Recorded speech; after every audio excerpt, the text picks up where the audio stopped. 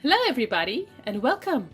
We're making yet another delicious chicken ghee roast recipe today, and we're making garlic pepper chicken ghee roast with fried potato wedges. That sounds delicious, so let's get started. We're starting with 2 pounds of cage-free chicken drumsticks. I've cut them into large pieces, so I've taken the skin off, rinsed them really well, and you can find a video on how to clean chicken on our channel. Do it the right way to remove any of the foul smell. I've cut them into large pieces and I've left some of the smaller legs intact, and all that I've done is slit the smaller drumsticks or legs right down through the bone to the bone, so you get all of that masala and flavor in. So that's about 2 pounds. And for potatoes, I'm using russet potatoes. That's about 3 medium-sized potatoes cut into wedges. I'm leaving the skins on. Now we'll be microwaving this to get it half cooked or par cooking it, and then frying it to add it to the chicken. Now for our garlic pepper ghee roast masala, I'm using some really deep, rich homemade ghee, as you can see the color. 1 large white onion diced small, 2 to 3 tomatoes diced large, and here we're just using garlic. So I'm using garlic paste, about 2 tablespoons. And a small head of garlic. I've smashed the cloves right there, not very large. I've smashed them with the back of a knife and I'm leaving them intact.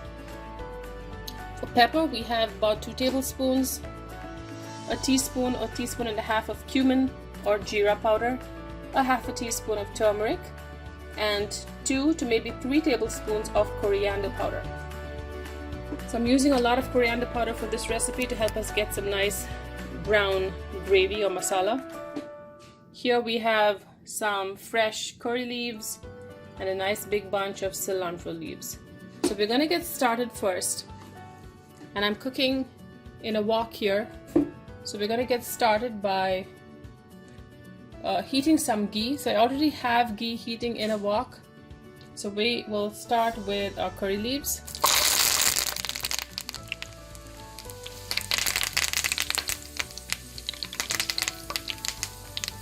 the garlic.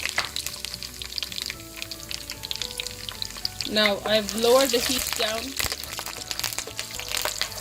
to its lowest setting, and garlic can burn very easily, and if it does burn, it gets bitter. So we're not going to cook that for too long or leave that for too long by itself in a hot wok. So we're going to add the onions,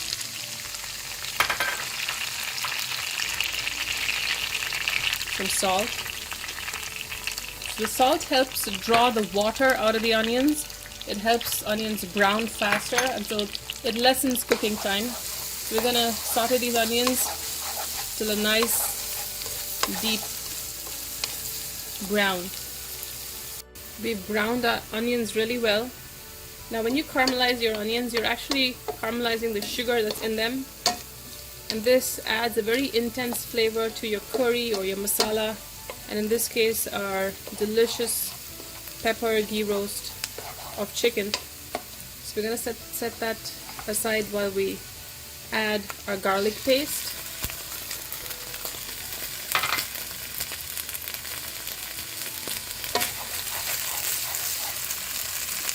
Now you want to saute that on low flame for a few seconds.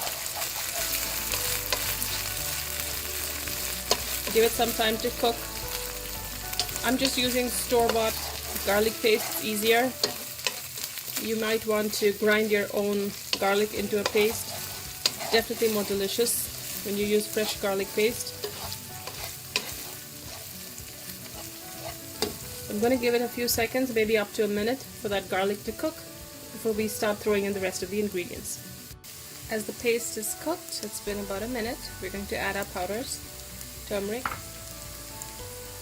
cumin, pepper, coriander. Again, stir it on low flame. You want it to fry nicely. I can get the smell of the coriander powder.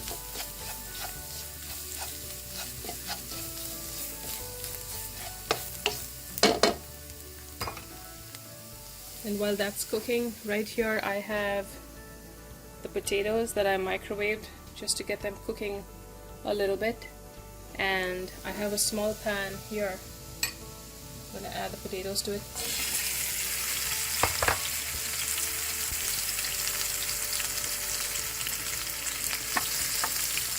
We're going to try and fry our potatoes the rest of the way. See if we can get a light crust on it.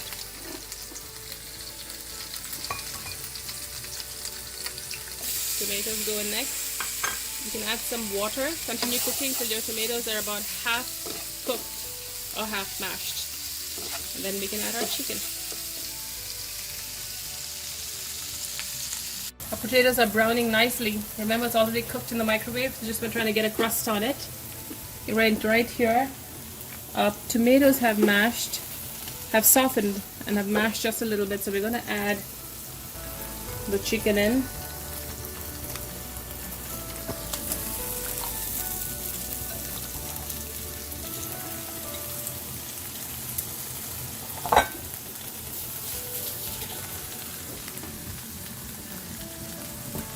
Some salt to taste.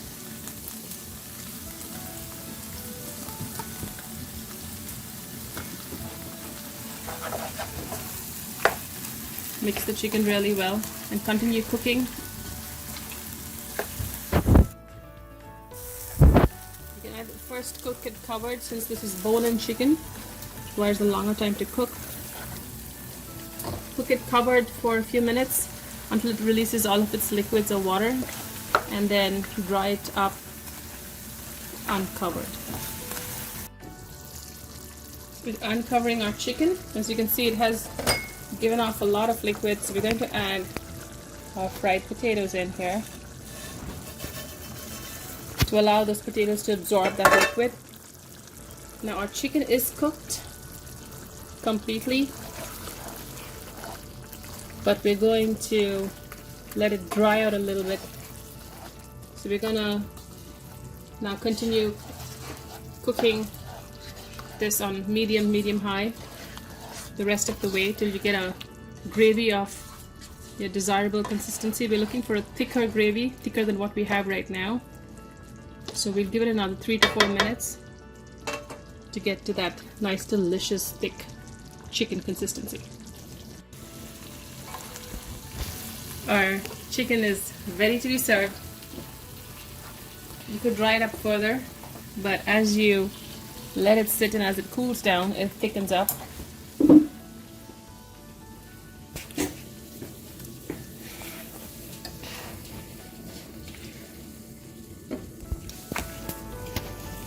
Stir in some cilantro, chopped cilantro leaves just before serving.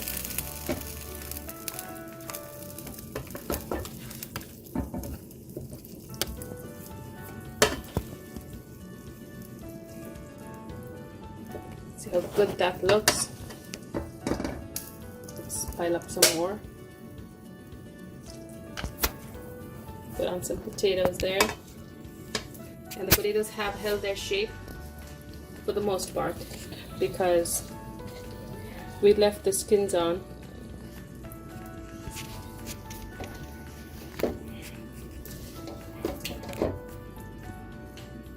So here you have it, a delicious garlic pepper ghee roast chicken masala. I hope you try it out. Enjoy.